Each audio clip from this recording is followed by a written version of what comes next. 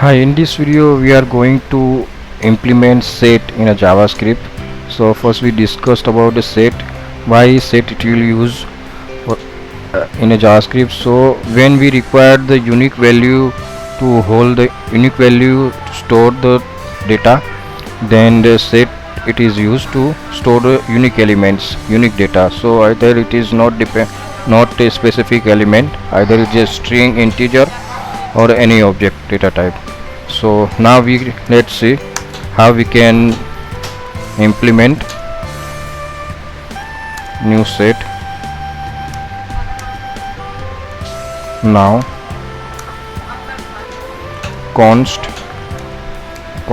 and set data dot add in a PHP and add another data just like PHP Java. Now print out this set data.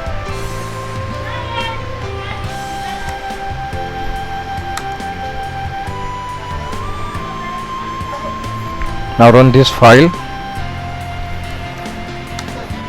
Now PHP and Java, two value are exist in set data.